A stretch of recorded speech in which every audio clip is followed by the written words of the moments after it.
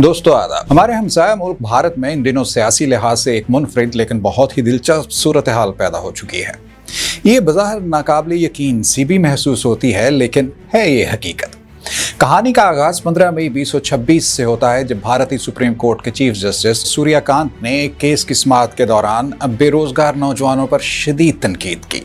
Chief justice साहब ने अपनी तरंग में कह दिया कि बेरोजगार नौजवान तो काकरोच के मुतरादिफ होते हैं। तब उन्हें अंदाजा ही नहीं होगा कि उनके कहे हुए ये अल्फाज क्या सितम ढाएंगे, खुसूसन भारतीय जनता पार्टी पर, जिस पर नौजवानों को पहले ही बहुत गुस्सा है। चीफ जस्टिस का मजीद कहना था कि जिन नौजवानों को कोई काम नहीं मिलता वो सोशल मीडिया एक्टिविस्ट बनकर एक दूसरे पर तनकीद का सिलसिला शुरू कर देते हैं। भारतीय चीफ जस्टिस की ये छोटी सी बात हुकूमत के गले पड़ गई। चीफ जस्टिस के इस तौहीन अमेज मुआवजे पर नौजवानों में शदीद गुस्सा फैल गया।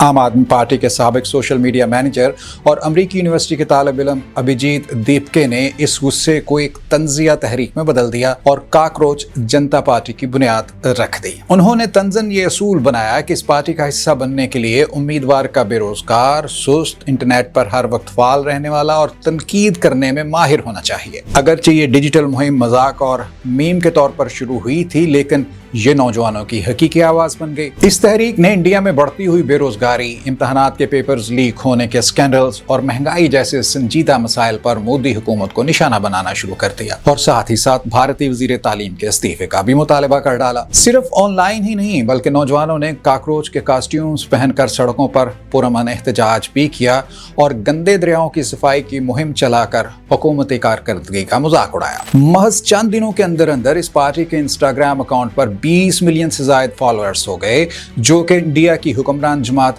बीजेपी और कांग्रेस के ऑफिशियल अकाउंट से भी ज्यादा तादाद है। इस तहरीक की बढ़ती हुई मकबूलियत से घबराकर मोदी हुकूमत ने सख्त इक़दाम उठाए।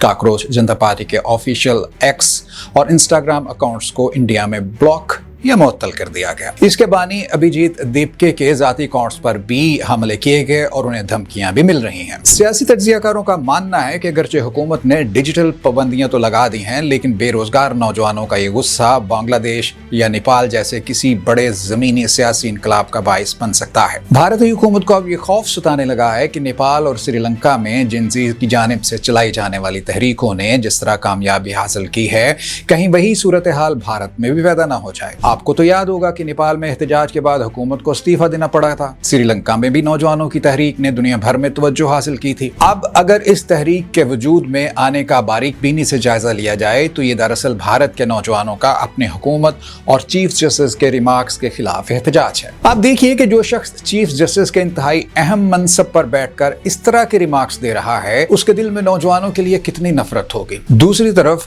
मोदी ने बरसरे इक़्तिदार आने के बाद 2 करोड़ नौकरियों का वादा किया था, जो अभी तक पूरा नहीं हो सका, बल्कि उल्टा भारत में बेरोजगारी में इजाफा हुआ है। भारत के नौजवानों की बड़ी तादाद भारतीय हुकूमत की तरफ से मुल्क में मजहबी इंतहा पसंदी को फरोग देने के इक़दामात को भी नापसंदीदगी की नजर से देखती है।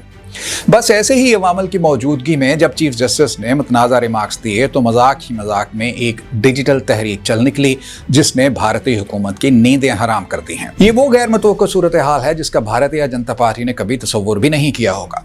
अब बज़ाहिर तो यही महसूस हो रहा है कि काकरोचों से जल्द जान छुड़ाना शायद भारतीय हुकूमत के लिए मुमकिन नहीं होगा, क्योंकि अब तो बहुत सी मशहूर शख्सियात भी इस जमात का रुकन बनने के लिए पर तोल रहे हैं। तो देखते हैं कि आगे आगे क्या होता है। लेकिन एक बात तो तय है कि किसी का दिल दुखाने वाली बात कभी नहीं करनी चाहिए, मालूम नहीं कि उसका क्या रिएक्शन आए।